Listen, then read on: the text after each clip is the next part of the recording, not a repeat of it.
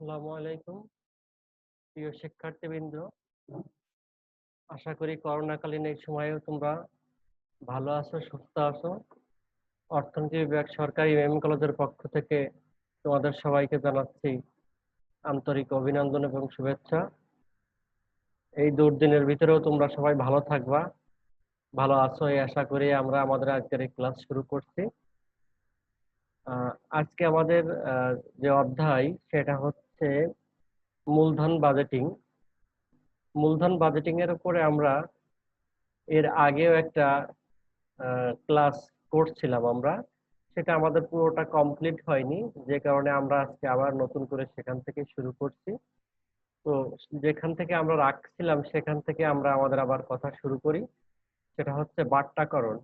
আমাদের তখন কথা ছিল, যেখান থেকে আমরা রেখে দিয়েছিলাম ক্লাসটায়, যদি তোমরা খেয়াল করো, সেটা হচ্ছে আমরা যখন একটা দীর্ঘকালীন একটা প্রজেক্টে বিনিয়োগ করার কথা ভাবি অথবা বিনিয়োগ করার কথা বলি, তখন আমাদের ভবিষ্যতের যে রিটার্নটা আসে সেটাকে আমরা দুই ভাবে দেখি। একটা হচ্ছে ট্রেডিশনাল মেথডে, আর একটা হচ্ছে ডিসকাউন্টিং মেথডে।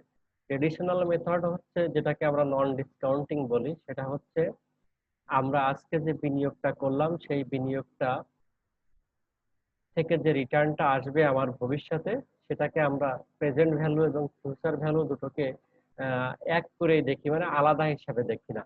আর যেটাকে ডিসকাউন্টিং বলি অর্থাৎ বাট্টাকরণ, যেটা থেকে আমরা আজকে আমাদের কথা শুরু করছি, সেটা হচ্ছে আমি আজকে যে বিনিয়োগটা করি সেই বিনিয়োগটা কিন্তু আমার প্রেজেন্ট ভ্যালু, আর আমি যে 5 বছর অথবা 10 বছর পরে আমি ওখান থেকে যে রিটার্নটা পাবো অথবা রিটার্নটা আমি আশা করি সেটা কিন্তু ফিউচার ভ্যালু। সুতরাং প্রেজেন্ট ভ্যালু এবং ফিউচার ভ্যালুটা কিন্তু আমাদের এক না। কারণ আমি প্রেজেন্ট ভ্যালু আমি এখানে বিনিয়োগ করছি, সেটা আমি রিটার্নটা পাচ্ছি হয়তো বা 5 বছর অথবা 10 বছর পরে।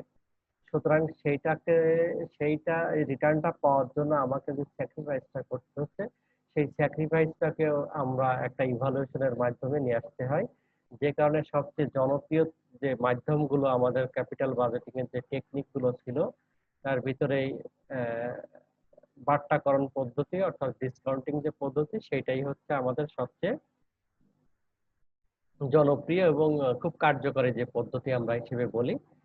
তো এরপরে আমাদের যে সংজ্ঞাগুলো আমরা একটু দেখে নিই। এরপরে আমাদের আছে ভোগ।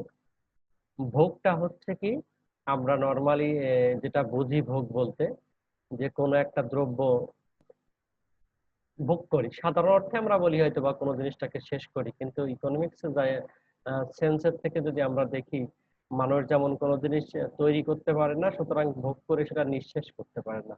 মানুষ যে কাজটা করতে পারে অথবা সাধারণত করে, সেটা হচ্ছে কোনো একটা দ্রব্য থেকে তার যে উপযোগটা সেই উপযোগটা সে নিঃশেষ করে ফেলে। সুতরাং ভোগ বলতে আমরা যেটা বুঝি সেটা হচ্ছে উপযোগটা নিঃশেষ করা। এই ভোগটা আমরা আবার যদি একটু ভাগ করার চেষ্টা করি, সেটা হচ্ছে স্থায়ী ভোগ এবং অস্থায়ী ভোগ। স্থায়ী ভোগ যেটা আমরা বলি সেটা হচ্ছে যে কোনো একটা দ্রব্য থেকে যে দীর্ঘমেয়াদী যে ভোগটা পাওয়া যায়, in in sub general sense আমরা যেটা বলি, সেটাকে আমরা বলছি হচ্ছে স্থায়ী ভোগ। আহ, অর্থাৎ যে কোনো একটা স্থায়ী দ্রব্য, সেই দ্রব্যটার থেকে আমরা বলতে পারি একটা টিভি অথবা একটা ফ্রিজ অথবা টেলিভিশন। এই যে স্থায়ী যে ফিক্সড অ্যাসেটটা, যেটা আমরা অর্থাৎ দীর্ঘমেয়াদী ধরে আমরা ভোগ করতে পারি, এটাকে আমরা বলি হচ্ছে স্থায়ী ভোগ। আর অস্থায়ী ভোগ হিসেবে আমরা যেটা দেখি সেটা হচ্ছে যে টেম্পোরারি, যে যে কোনো দ্রব্যটা হয়তো একবার ভোগ করেই সেটা শেষ, অর্থাৎ সেটা সেকেন্ড টাইম আর ভোগ অথবা দীর্ঘ সময় ধরে হয়তো বা ভোগ করা যায় না, সেটাকে আমরা অস্থায়ী ভোগ হিসেবে দেখতে পারি। যেমন যে কোনো একটা ভোগ্য পণ্যর কথা বলতে পারি আমরা, আমরা যে কোনো একটা মিল অথবা খাওয়ার কথা বলতে পারি ভোগ, অথবা যে কোনো ড্রিঙ্কস এর কথা বলতে পারি, যে এইগুলোকে আমরা অস্থায়ী ভোগ হিসেবে দেখি। আবার এই স্থায়ী ভোগ এবং অস্থায়ী ভোগ যেটাকে আমরা যদি আবার ইকোনমিক্স এর সেন্সের থেকে দেখি, তাহলে আমরা সবাই জানি অলরেডি যে আমাদের ভোগের যে 4টি থিওরি আছে, যেটা হচ্ছে অ্যাবসলিউট ইনকাম হাইপোথিসিস কেইনস এর, এরপরে হচ্ছে আমাদের যেটা রিলেটিভ ইনকাম হাইপোথিসিস ডুজেনবেরি, তারপরে হচ্ছে আমাদের পার্মানেন্ট ইনকাম হাইপোথিসিস, যেটাকে আমরা আমাদের ফ্রিডম্যানের যে আমরা থিওরির কথা বলি, আবার একটা, আর সর্বশেষ যেটা হচ্ছে যে জীবন চক্র, লাইফ সাইকেল হাইপোথিসিস যেটাকে আমরা বলি, আমাদের মডিগ্লিয়ানির যে থিওরিটা। এই যে আমাদের ভোগের যে থিওরি গুলো, হাইপোথিসিস আছে, এর মাধ্যমেও কিন্তু আমরা এই ভোগটাকে একটু ব্যাখ্যা করার চেষ্টা করতে পারি। যেমন স্থায়ী ভোগটাকে যদি আমরা দেখি, স্থায়ী ভোগটা তো কিন্তু অ্যাবসলিউটলি আমাদের মিল্টন ফ্রিডম্যানের যে স্থায়ী পার্মানেন্ট ইনকাম হাইপোথিসিস, এর মাধ্যমে আমরা দেখতে পারি যে স্থায়ী ভোগ হচ্ছে কোনটা, যে যে ভোগটা হচ্ছে মানুষের পার্মানেন্ট ইনকামের উপরে নির্ভর করে, যেটা লং টার্ম ধরেই, যেটা আর কোনো পরিবর্তন আমরা দেখতে পাই না, সেটাকে আমরা সাধারণত স্থায়ী ভোগ বলতে পারি। অস্থায়ী ভোগটা হচ্ছে টেম্পোরারিলি, যেটা যে ভোগটা আসে আমাদের, যেটা হচ্ছে যে কোনো সময় আনএক্সপেক্টেডলি ঘটতে পারে, যে সময় হয়তো বা বিভিন্ন পারিপার্শ্বিকতার কারণে অথবা টেম্পোরারি ভিত্তিতে যদি আমাদের ইনকামটা বেশি হয়, বেড়ে যায়, সেক্ষেত্রে আমাদের এই ভোগটা সাধারণত আমরা দেখতে পাই। এরপরে আমরা যে পয়েন্টটা দেখছি সেটা হচ্ছে আন্তঃবংশীয় ভোগ। আন্তঃবংশীয় ভোগ হচ্ছে ইন্টারটেম্পোরাল যে কনজাম্পশনের কথাটা আমরা বলি, এই ভোগটা সাধারণত আমরা উম, আমাদের যে রিলেটিভ ইনকাম হাইপোথিসিস, আমি আগেই বলছিলাম যে আমাদের এই ভোগের কনসেপ্টটা আমরা আমাদের ভোগের যে চারটে হাইপোথিসিস আছে তার মাধ্যমেই কিন্তু আমরা ব্যাখ্যা করতে পারি। আন্তঃবংশীয় ভোগ হচ্ছে ইন্টারটেম্পোরাল যে কনজাম্পশন থিওরিটা, সেটাকে আমরা বলছি রিলেটিভ ইনকাম হাইপোথিসিস, রুজেনবেরির যে থিওরিটা। অর্থাৎ বংশ পরাক্রমে যে ভোগের একটা প্রবণতা দেখা যায়, যে ভোগটা পূর্বে ছিল সেটা হচ্ছে ভবিষ্যৎ, বর্তমান থেকে শুরু করে ভবিষ্যতেও তার একটা ধারাবাহিকতা সাধারণত দেখা যায়। যেটা হচ্ছে, যেটা আমাদের রুজেনবেরির যে রিলেটিভ ইনকাম হাইপোথিসিস এর মূল কথাটা হচ্ছে যে একটা মানুষের ভোগটা সাধারণত নির্ভর করে হচ্ছে তার প্রতিবেশীর ভোগের উপরে এবং হচ্ছে তার অতীত ভোগের উপরে। অর্থাৎ অতীতে যদি তার কোনো ভোগের একটা প্যাটার্ন থাকে, তো যে কোনো পারিপার্শ্বিকতা মধ্য দিয়ে হলেও সেই ভোগটা কিন্তু আমরা সেই ব্যক্তি অথবা আহ, সেই ব্যক্তি অথবা সে ভোক্তা কিন্তু সেটা কন্টিনিউ করার চেষ্টা করতে পারে। সুতরাং ভোগটা অনেকটা বংশ পরাক্রময়, যেটা আমরা সারাংশ হিসেবে, সার কথা হিসেবে বলতে পারি যে ভোগটা কিন্তু আহ, বংশ পরাক্রময় চলে আসে। এরপরে আমরা যেটা দেখছি সেটা হচ্ছে ভোগের উপর সম্পদের প্রভাব। ভোগের উপরে সম্পদের একটা পজিটিভ প্রভাব আছে। আমরা যে প্রোপেনসিটির কথা বলি, সেটা হচ্ছে মানুষের যদি ইনকামটা বেড়ে যায়, একটা ইনিশিয়াল স্টেজে আমরা দেখি যে একটা মানুষের ইনকাম কম হলেও তার কিন্তু ভোগের যে প্রোপেনসিটিটা সেটা কিন্তু বেশি হয়, এমপিসি যেটার কথা আমরা বলি, সে মার্জিনাল প্রোপেনসিটি টু কনজিউম, এটা কিন্তু আসলে বেশি হয়। কিন্তু এর পরেও যখন মানুষ একজন ব্যক্তির সম্পদের পরিমাণটা বাড়তে থাকে, তখনও কিন্তু ভোগের উপর একটা পজিটিভ প্রভাব পড়ে, অর্থাৎ ভোগটা কিন্তু তার বাড়তেই থাকে। ভোগের ভোগ পছন্দের উপর সুদের হারের প্রভাব একটা বড় ফ্যাক্টর হিসেবে কাজ করে। সেটা হচ্ছে কোনো একজন ব্যক্তির পছন্দের উপরে যে সে ভোগ করতে চায়, এটার পরে সুদের হারের কিন্তু একটা বড় প্রভাব আছে, যেটাকে আমরা নেগেটিভ রিলেশনশিপ হিসেবে দেখাতে পারি। অর্থাৎ ঋণাত্মক একটা সম্পর্ক আছে, যে সুদের হারটা যদি বেশি হয়ে যায়, তাহলে মানুষের ভোগের যে পছন্দটা, এটা কিন্তু এই ডাইমেনশনটা একটু কমে যায়। অথবা সুদের হারটা যদি কমে যায়, তখন মানুষ কিন্তু ভোগ করতে পছন্দ করে, তখন মানুষের সেভিংস এর পরে একটা নেগেটিভ প্রভাব কাজ করে। সুতরাং ভোগ পছন্দের উপরে, অর্থাৎ ভোগের উপরে একজন ব্যক্তির যে ভোগ, তার উপরে কিন্তু সুদের হারের একটা ঋণাত্মক সম্পর্কটা আমরা দেখি। সুতরাং এই কিছু পয়েন্ট ছিল আমাদের ভোগ নিয়ে। আমরা আবার আমাদের প্রথম আলোচনায় চলে আসি, যে মূলধন বাজেটিং। এই মূলধন বাজেটিং এর আমরা তোমরা যদি দেখো প্রিভিয়াস পূর্বের যে ক্লাসটা আমরা দেখাইছি আমি তোমাদেরকে, সেখানে এডিশনাল অর্থাৎ নন ডিসকাউন্টিং পদ্ধতিতে আমি এনপিভি এবং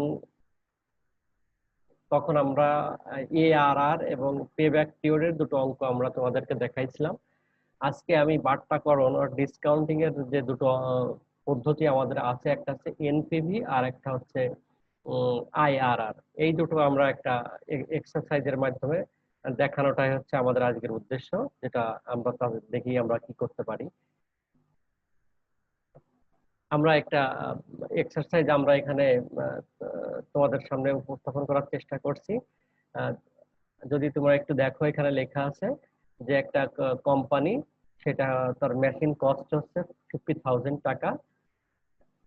একটা অর্থাৎ যে কোনো একটা কোম্পানি সে একটা জায়গায় যে কোনো একটা প্রজেক্টে বিনিয়োগ করার কথা ভাবছে, সেখানে তাদের ইনিশিয়াল যে কস্টটা হচ্ছে 50,000 টাকা। এবং সেখানে তার যে লনজিভিটিটা, অর্থাৎ যে প্রজেক্টটা আমাদের কয় বছর থাকতে পারে, সেটা হচ্ছে 5 ইয়ার, 1 2 3 4 5 ইয়ার্স। এবং বিভিন্ন ইয়ারের যে ক্যাশ ফ্লোটা সেটা দেয়া আছে। তোমরা এটা দেখার চেষ্টা করো। প্রথম বছরে 50,000, সেকেন্ড ইয়ারে 45,000, থার্ড ইয়ারে হচ্ছে 20,000, ফোর্থ ইয়ারে এসে 65,000, ফিফথ ইয়ারে এসে আমার আবার ক্যাশ ফ্লো আসছে 50,000। সুতরাং এই 5টা বছরে আমাদের যে ক্যাশ ফ্লোটা, অর্থাৎ রিটার্নটা ওই প্রজেক্টের থেকে আসবে, সেটা আমাদেরকে দেখানো হয়েছে। নিচে আমাদের আরো একটা কথা আছে, যেটা হচ্ছে কস্ট অফ ক্যাপিটাল ইজ 12%, অর্থাৎ 12% হচ্ছে কস্ট অফ ক্যাপিটাল। অর্থাৎ এটাকে আমরা খুব সিম্পলি আমরা ধরে নিই, এটা হচ্ছে যে সুদের হার। অ্যান্ড ডেপ্রিসিয়েশন বলা আছে, যেটা আমি ডেপ্রিসিয়েশন বলতে বোঝাচ্ছি আমাদের যে মেশিনারিজটা আছে তার যে ডে বাই ডে, অর্থাৎ যে সেখান থেকে যে লুজটা হয়ে যায়, যেটা সেখান থেকে ক্ষয়ক্ষতি হয়, সেটাকে আমরা ডেপ্রিসিয়েশন হিসেবেই বলি। আর স্যালভেজ ভ্যালু দিয়ে আছে 20,000 টাকা। আমি আগেও বলছিলাম স্যালভেজ ভ্যালু মানে হচ্ছে যে কোনো একটা প্রজেক্টে যখন আমরা বিনিয়োগ করি, তখন সেই প্রজেক্টের মেয়াদটা যখন শেষ হয়ে যায়, তখন সেখান থেকে যে মেশিনারি যেটা রয়ে গেছে সেটার যে একটা লামসাম মূল্য থাকে, সেটাকে আমরা স্যালভেজ ভ্যালু বলি। ট্যাক্স রেট দেওয়া হয়ে গেছে কত, 40%। সেখান থেকে আমাদেরকে দেখাতে বলছে, আমরা এখান থেকে দেখাতে চাচ্ছি হচ্ছে শুধুমাত্র কোনটা, এনপিভিটা। আমরা এখান থেকে শুধুমাত্র দেখাতে চাচ্ছি এনপিভিটা, only NPV, net present value.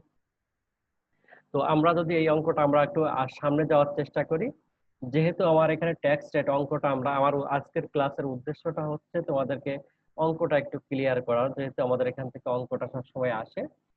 যেহেতু আমাদের এখানে ট্যাক্স রেট দেওয়া রয়ে গেছে 40%, তার মানেই হচ্ছে যে আমার এখানে গভর্নমেন্টকে ট্যাক্স দেওয়া হয়নি। আর সেখানে আবার স্যালভেজ ভ্যালু দেওয়া রয়েছে, অর্থাৎ আমাকে এখানে যে কাজটা করতে হবে সেটা হচ্ছে ডেপ্রিসিয়েশনটা ক্যালকুলেশন করতে হবে। তো ডেপ্রিসিয়েশনটা কিভাবে আমরা ক্যালকুলেশন করি, একদম সিম্পল সূত্র। আমাদের যে ইনিশিয়াল যে কস্ট আছে সেখান থেকে স্যালভেজ ভ্যালু বিয়োগ ভাগ আছে আমাদের প্রজেক্টের যে মেয়াদটা, প্রজেক্টটা আমার কয় বছর থাকবে। তো আমাদের এখানে দেখছি যে আমাদের প্রজেক্টের ইনিশিয়াল কস্ট, যেটাকে আমরা ইনভেস্টমেন্ট বলছি, সেটা আছে 50,000 টাকা।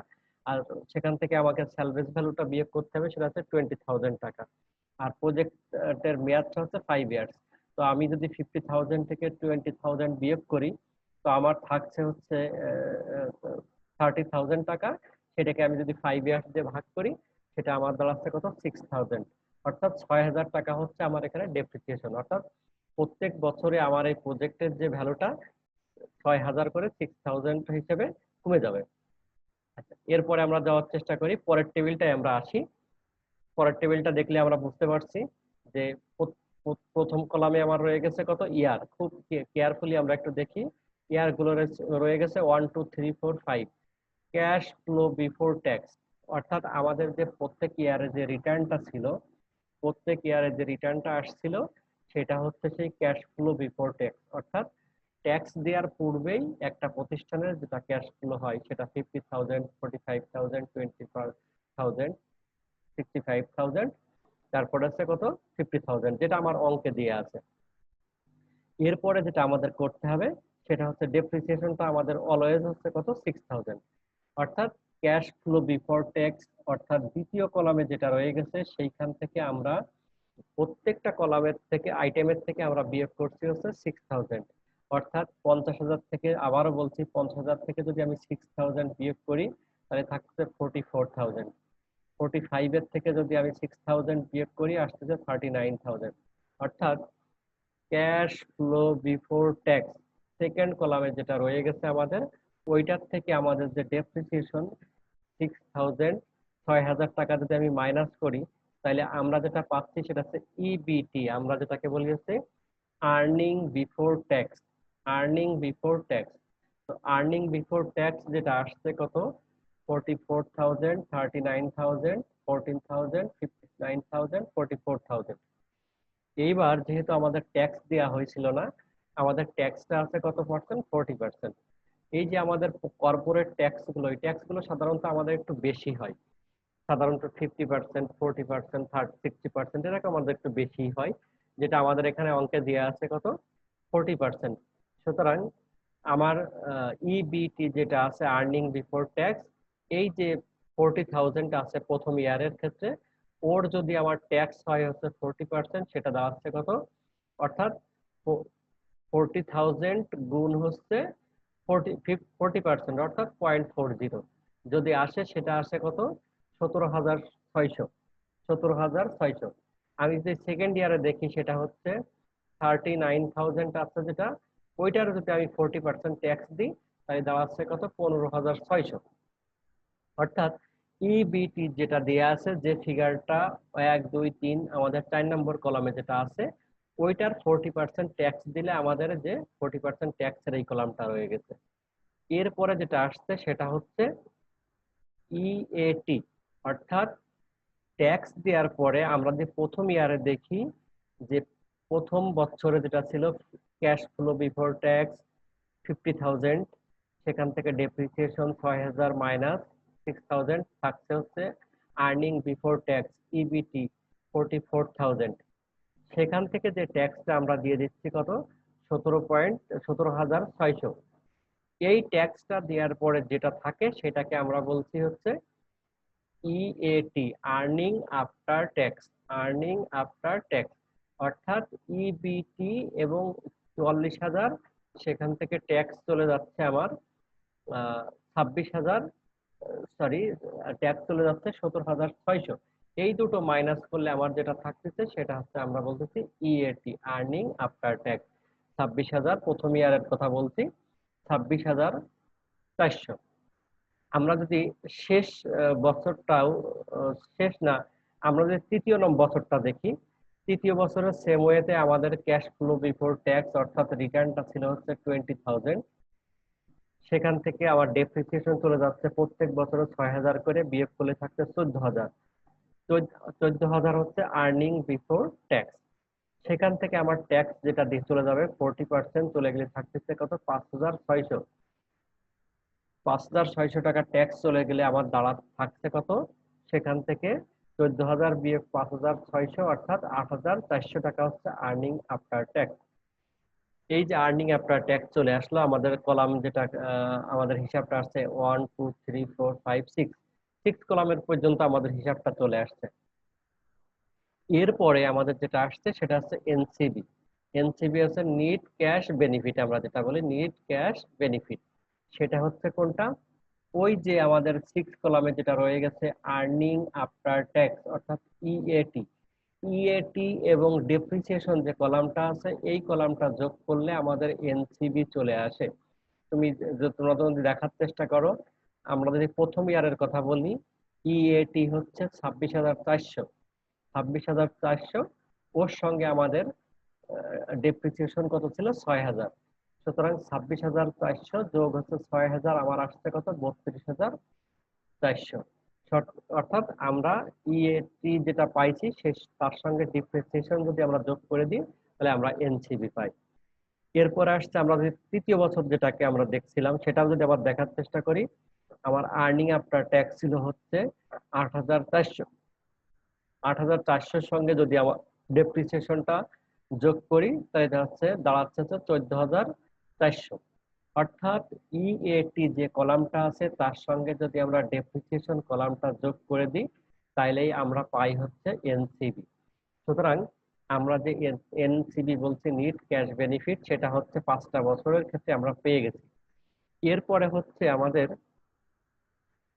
Present value factor. ওই যে আমরা 12% দেওয়া রয়েছে, আমাদের কস্ট অফ ক্যাপিটাল ছিল, আমাদের বলা ছিল ওক্ষেত্রে হচ্ছে 12%।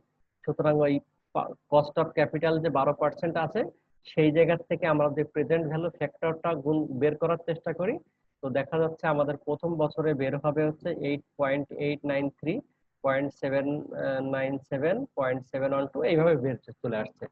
এখন তোমাদের অনেকের কাছে প্রশ্ন আসতে পারে যে প্রেজেন্ট ভ্যালু ফ্যাক্টরটা কিভাবে আসে। প্রেজেন্ট ভ্যালু ফ্যাক্টর যে 12% দেয়া আছে আমাদের অঙ্কে, সেটার থেকে আমরা একটা সূত্রের মাধ্যমে আমরা এখানে বের করতে পারি। আবার এটা না করে আমরা ইচ্ছে করলে 12% প্রেজেন্ট ভ্যালু ফ্যাক্টরটা কত হয় এটা আমরা আহ, বইয়ের শেষে অনেক সময় চার্ট দেওয়া থাকে, সেখান থেকে আমরা বের করে নিয়ে আসতে পারি। সুতরাং ওটা নিয়ে আমাদের এই মুহূর্তে অরিড না হলেও হবে। প্রেজেন্ট ভ্যালু ফ্যাক্টরটা আমরা পেয়ে গেলাম। এরপরে ফাইনালি হচ্ছে যে প্রেজেন্ট ভ্যালু। প্রেজেন্ট ভ্যালুটা কিভাবে আসছে? ওই যে নিট ক্যাশ বেনিফিট, অর্থাৎ প্রথম বছরের নিট ক্যাশ বেনিফিট ছিল আমার কত, 32,400।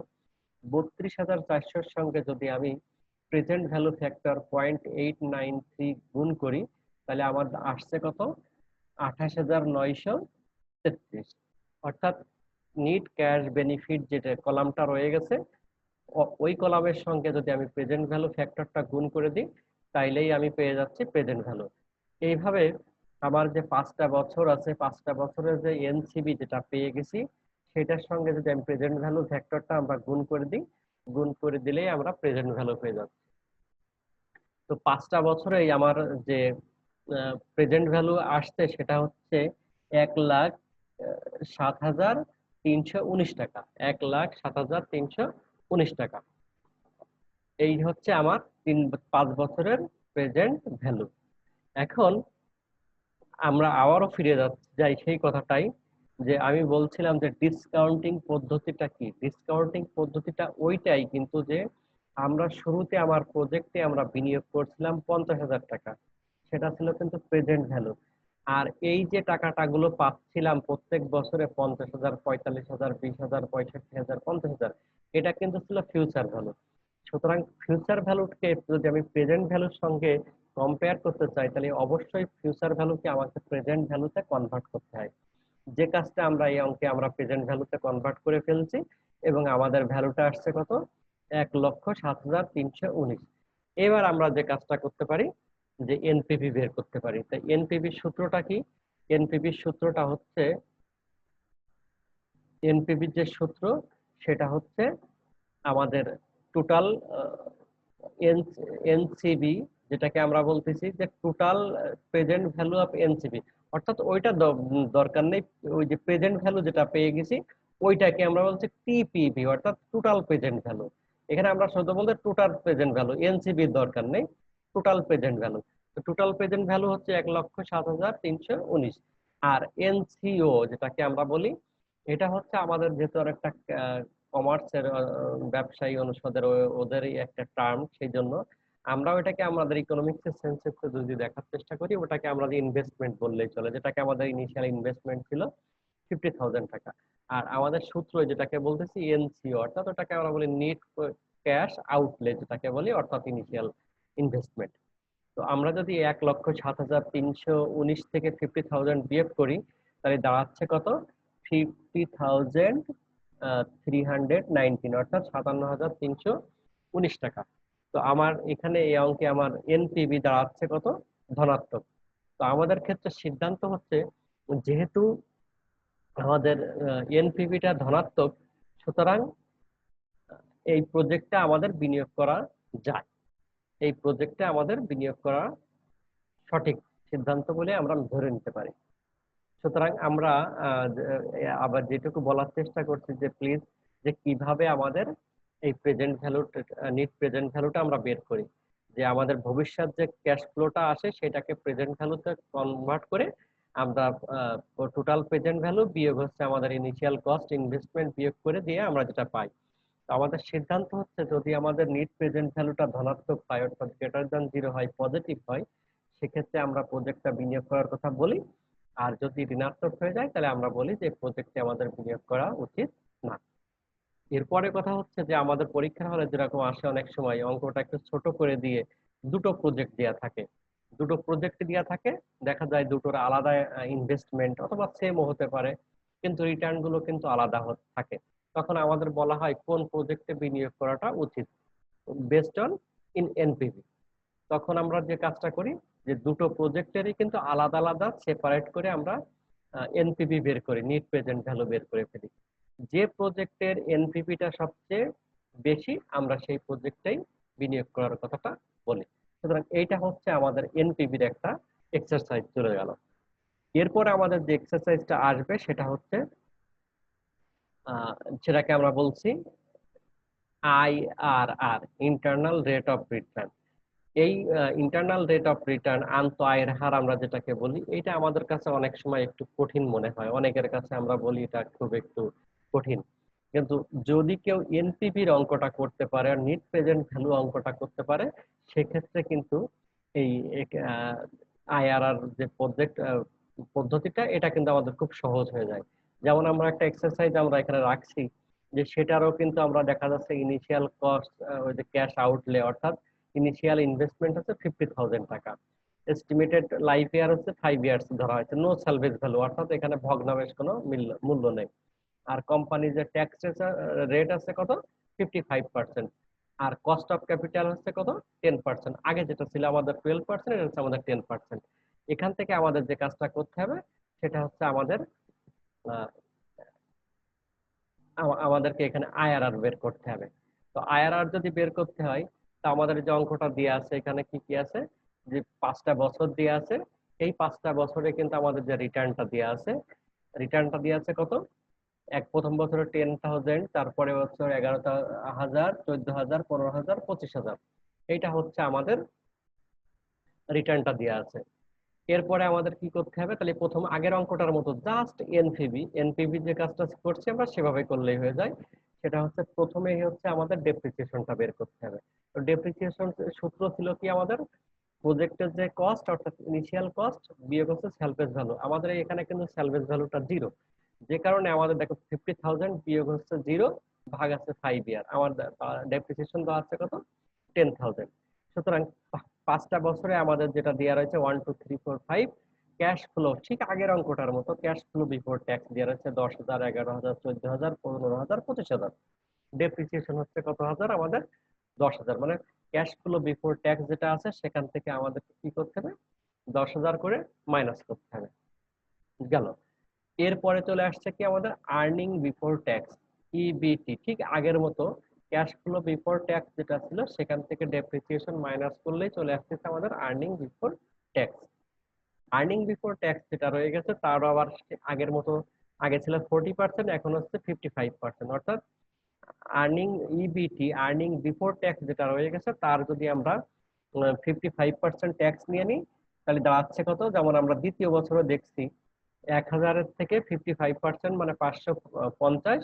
তাহলে আর্নিং আফটার ট্যাক্স রয়ে যাচ্ছে কত, জাস্ট 450। তো এইভাবে আগেও আমরা যেভাবে এনসিবি বের করছিলাম, এখনো কিন্তু সেই এনসিবি বের করার চেষ্টা করছি। এনসিবিটা কোনটা, কি হবে, নিট ক্যাশ বেনিফিট, অর্থাৎ ডেপ্রিসিয়েশন প্লাস হচ্ছে আর্নিং আফটার ট্যাক্স দিয়ে আমরা এনসিবি বের করছি, যেটা আমরা এনপিবির ক্ষেত্রেও কিন্তু বলছি। এরপরে যে কাজটা করতে হবে, আমাদেরকে প্রেজেন্ট ভ্যালু ফ্যাক্টর দেওয়া আছে কত, 10%, অর্থাৎ সুদের কস্ট অফ ক্যাপিটাল দেওয়া রয়েছে কত, 10%। এই জায়গা থেকে আমাদের অঙ্কটা সামনে যেতে হবে। আগেরটা যতটুকু আমরা আলোচনা করছি পুরোটাই ছিল হচ্ছে আমাদের প্রেজেন্ট নিড এনপিভির কথা। তো এখন দেখি আমরা যে জিনিস, যে আমাদের কস্ট অফ ক্যাপিটাল দেওয়া আছে কত, 10%। সুতরাং 10% প্রেজেন্ট ভ্যালু ফ্যাক্টর ধরে আমাদেরকে একটা প্রেজেন্ট ভ্যালু বের করতে হবে, যেটা আমাদের পিবিভি লেখা রয়ে গেছে। সেটাই আমাদের দাঁড়াচ্ছে কত, 10% প্রেজেন্ট ভ্যালু।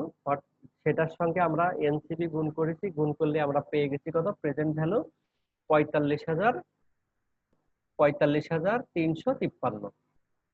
এই ক্ষেত্রে আমাদের যেটা ইন্টারেস্টিং, এটা হচ্ছে আমাদেরকে আরেকটা সুদের হার, আরেকটা কস্ট অফ ক্যাপিটাল আমাদেরকে ধরে নিতে হবে। এটা জাস্ট আমাদের অ্যাজাম্পশনের ভিত্তিতে অথবা রেশনালিটির ভিত্তি থেকে আমাদের ধরলে হয়ে যায়। আমাদের এখানে অঙ্কটায় ধরা আছে কত, 6%। অর্থাৎ আরেকটা প্রেজেন্ট ভ্যালু ফ্যাক্টর ধরা হচ্ছে কত, 6% ধরে। তো সেইটার সঙ্গে আমাদের এনসিবি গুণ করতে হবে, করলে আমাদের আরেকটা প্রেজেন্ট ভ্যালু বের হবে। অর্থাৎ 10% প্রেজেন্ট ভ্যালু ফ্যাক্টর ধরে যদি আমরা প্রেজেন্ট ভ্যালু বের করি, সেটা পাইছি 45,353।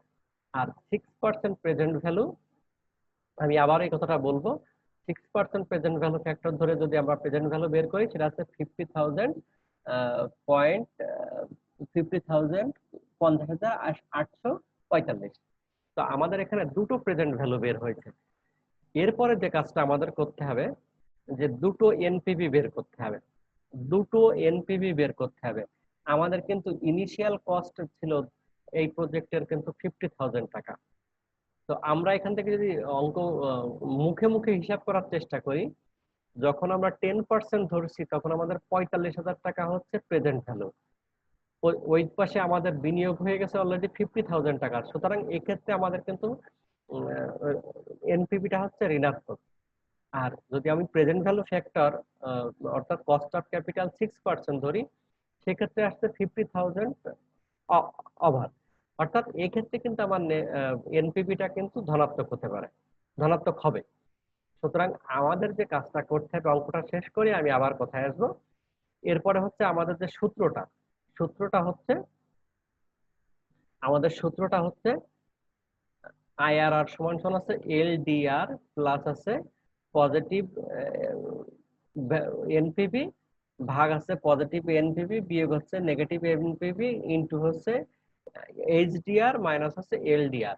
আমাদের এখানে যেটা হচ্ছে এলডিআর আমরা বলতেছি হচ্ছে লোয়ার ডিসকাউন্টেড, আর এইচডিআর বলতে আমরা এখানে যেটা বোঝাচ্ছি সেটা হচ্ছে হায়ার ডিসকাউন্টেড। অর্থাৎ একটা হচ্ছে বড় সুদের হার হায়ার ডিসকাউন্টেড, আর একটা হচ্ছে লোয়ার ডিসকাউন্টেড ছোট সুদের হার।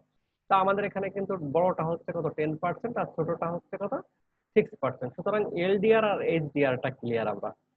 এরপরে হচ্ছে উপরে হচ্ছে পজিটিভ এনপিভি, এনপিভি ভাগ আছে পজিটিভ এনপিভি বিয়োগ হচ্ছে নেগেটিভ এনপিভি।